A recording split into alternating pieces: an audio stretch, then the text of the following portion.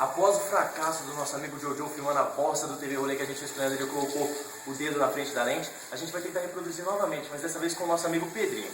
Os nossos executores estão a postos, a escada está preparada, mas para esse animal chamado Jojo que está filmando não correr o risco de fazer merda novamente, ele vai ficar sentado aqui. Então vou lá chamar o Pedrinho, com licença. Oh, mas...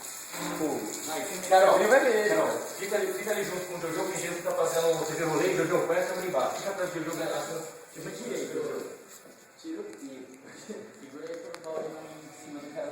Tá pegando só. Tipo, levanta mais, né? Levanta mais. Ih, Jojo. Pra baixo, pra baixo. Não. Aí. Faz quanto mais. Aí, faz, vem cá, faz isso, faz isso. Tá filmando.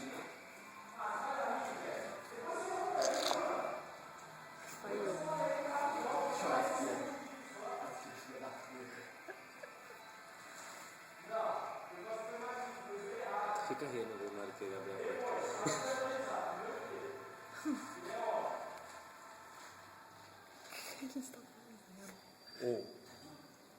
O que vocês colocaram aí?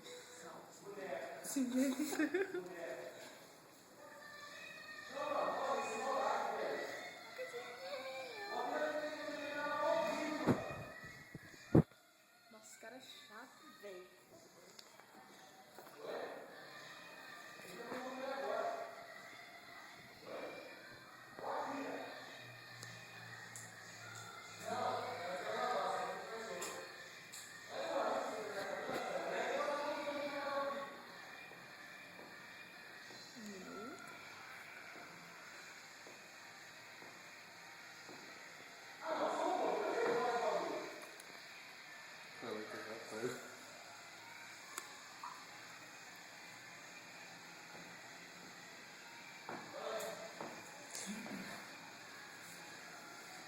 Começa a achar o quê? Vem cá. Fala aí. Deixa eu fazer um vídeo. Mano, o maluco tá muito chapado lá dentro, velho. Você não tem ideia. Oi? Não, mano, na boa, velho. Vem ver, você vai rachar o bico. Põe pra reproduzir de novo, mano. Aqui, ó, vai voltar. Eu não tenho roupa, tô lá avisando. Eu vou ficar o Demai, quero nem saber. Tá bom? Demai no seu carro, quero nem saber. Cagando e andando. É o seu carro, eu tô molhado, não o meu. Já começa por aí. Encerra.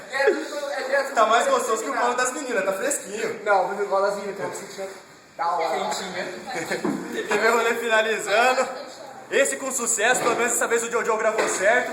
E nós pegamos o nosso amigo Pedro pela primeira vez no TV Rolê.